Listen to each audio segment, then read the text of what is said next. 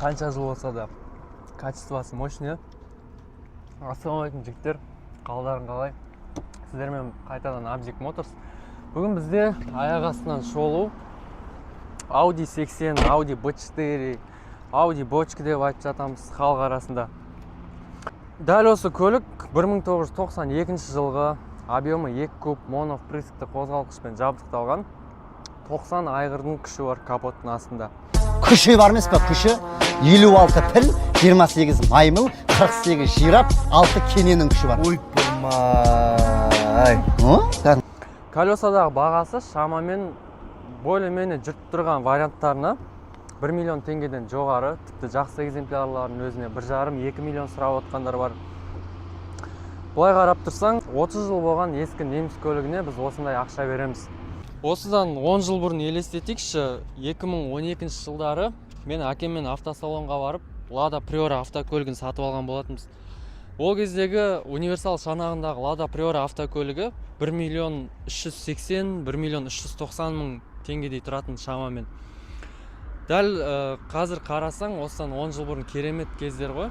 Дәл осы ақшаға су жаңа көлікті салоннан сатып аласың. Ал қазір жағдай қандай? Тек осындай ескі неміс немесе жапон көліктерін аламыз. Тіпті 20 жыл болған Camry'дің өзіне біз 3,5-4 миллион немесе одан да көп ақша беруге мәжбүрміз. Немістер негізі дәл осындай болған сол кезде білген ғой деймін болатын. Бұл көлік сіздің өлгеніңізге дейін жүріп беріп, жақсылап қарасаңыз, жаназаңыз шығарып, қырқын өткізіп, жылын беріп, одан кейін барып өзі зейнетке кететін көлік секілді. Жаңағы огромный запас прочности дейміз ғой. Сапа жалпы көліктің шанағы. Көліктің шанағына келетін болсақ, іші де сырты да цинкталған, яғни оцинковка полностью. Көлік коррозияға жақсы төтеп береді.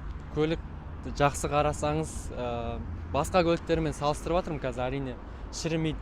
Дәл осы B4 шанағына келетін болсақ, 1991 мен 1994 жылдар аралығында шығады.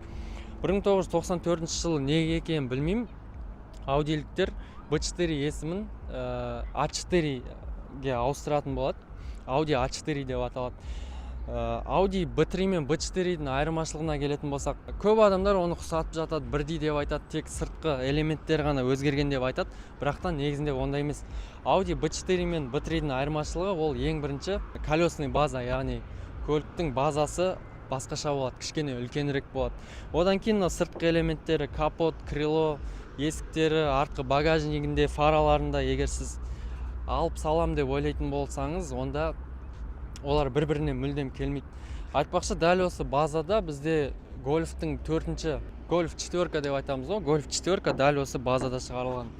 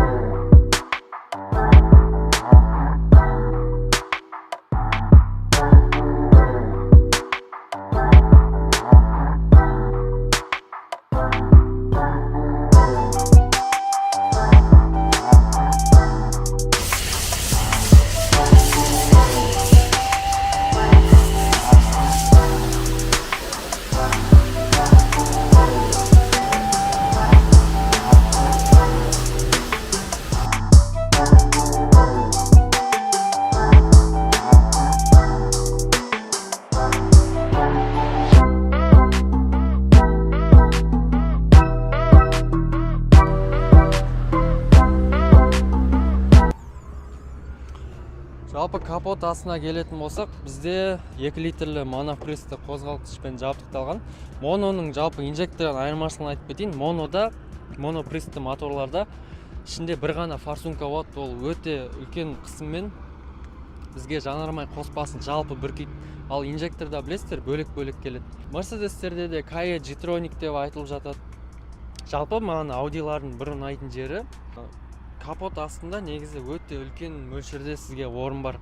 Қолыңызды кез келген жағына сұғып, жөндегенге де ыңғайлы болып келеді. Audiге тағы да бір риза болатыным, сол кездегі неміс жалпы авто өндірушілер көлік шығарады сізге кез келген көңіліңіз қалаған қозғалғышты бере алады. 1.6-дан бастап 2.8-ге дейін, мысалы 4 цилиндрлі, 5 цилиндрлі, 6 цилиндрлі, турбинамен, турбинасыз, дизельді, бензинді деген сияқты өзіңіз қалаған, яғни ақшаңыз жеткен моторды ала аласыз. Мен негізі сізге егер алатын болсаңыз осы көлікті 1.8 моно немесе 2 кубтық осындай моно қозғалғышпен алғандарыңыз дұрыс деп есептеймін. Бұл мен жалпы өзім ойым. Себебі моно қатты қырсық емес, жөндеуге ыңғайлы және 90 ғана жылқының күші болса да бұл кузовты тартуға бізге жетеді. Мысалы BMW-де M50, B25 деп айтамыз ғой. Ал Audi B4-ға келетін болсақ, дәл осы оптимальный вариант дәл осы 2 кубтық моно қозғалғыш болып келеді. Жалпы көліктің салонына келетін болсақ, ең бірінші Passat'дан бастайық. Бізде Passat'ка өте ыңғайлы, менің бойым 1.85.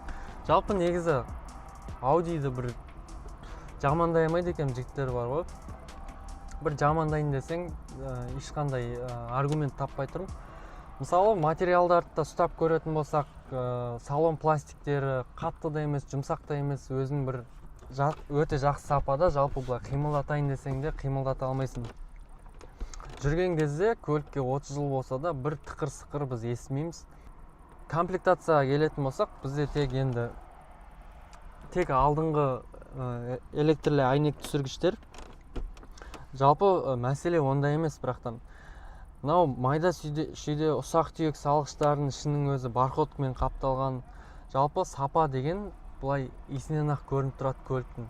Audi 90 деген көлік бар, осы 80-нің люкс комплектацияларының бірі, люкс версиясы.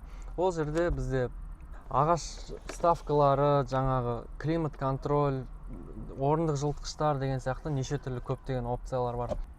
Панельдер приборына келетін болсақ та, Audi'де білесіздер, ақ пен қызыл түс, олардың фирменный түсі деп айтамыз. Өте әдемі, барлығы көрінеді, барлығы жанып тұр.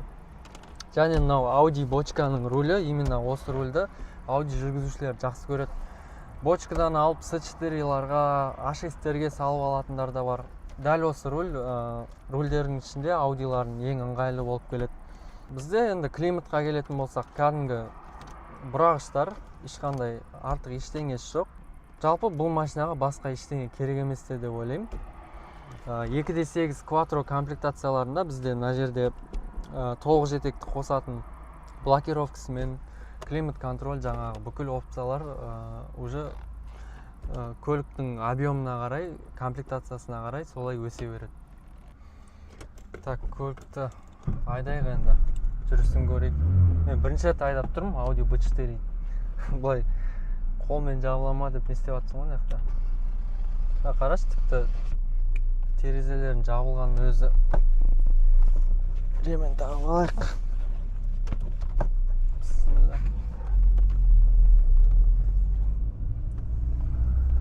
Жалпы бірінші жүрістен бастап бізге не білінеді?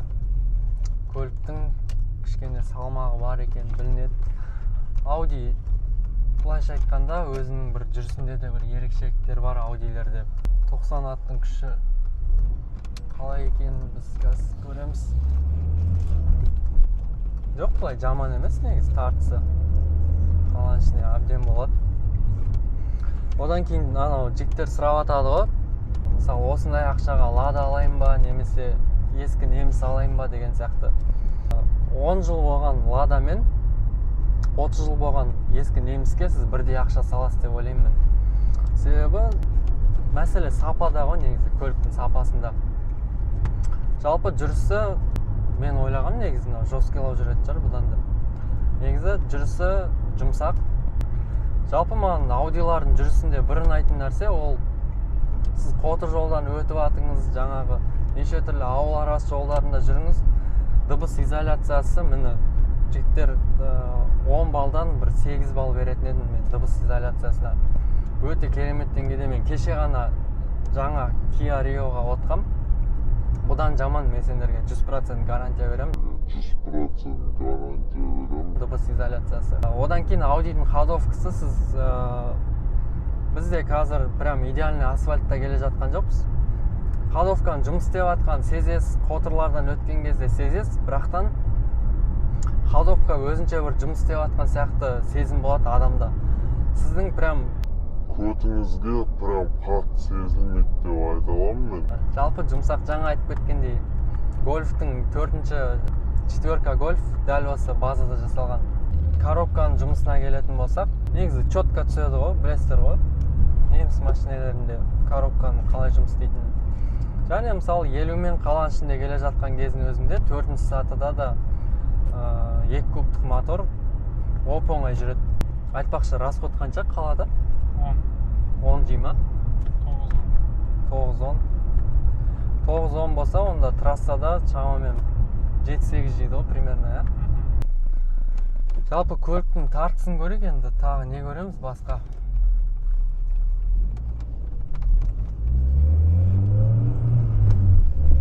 Мен газды қазір шамамен ортасына дейін басып отырмын. 2-мен 60-қа. 3-ші сатыда шамамен 80-ге дейін. Бұлай жалпы Жақсы ғой идея. 90 аттың күші болса да, иә? Негізі коробкада көп рөл ойнайды ғой бұл жерде. A6'ın коробкасы тұр ма? A6'ың коробкасы тұр ма? Audi B4-дің багажигіне келетін болсақ, багажигі қалай ашылады? Прям қатты ашылады екен, Audi B4-дің багажигі B3-мен салыстырғанда үлкендеу келеді кішкене. Себебі неге десеңіздер, Audi B3-да, кәдімгі бочкада ескі, бізде бак сиденияның артында орналасады. Ал B4-да оны көліктің астына қарай жіберген. Содан кейін бізге багажник үлкейе түседі. Жалпы айтқанда сізге бір соғым ет сиятын багажник деп айта аламыз. Не ма? Воздушный сигнал ма? База жоқ. Автобустың дей ма примерно? Жалпы осы багажник туралы басқа не айтамыз? Үлкен жалпы багажник. Одан кейін S4-мен салыстырған кезде багажниктің біткен жері кішкене төменде ол, яғни ыңғайлы деген сөз. Сізге жаңағы сөмкелеріңіз салған кезде қатты көтеріп жүрмейсіз та, прямой тығып жіберуге болады. Одан кейін бұл B4 Audi'де сиденьялар жатады. Ол деген бізге үлкен плюс, яғни сиденьяны жатқызып, үлкен жаңағы багаждарыңыз сала аласыздар.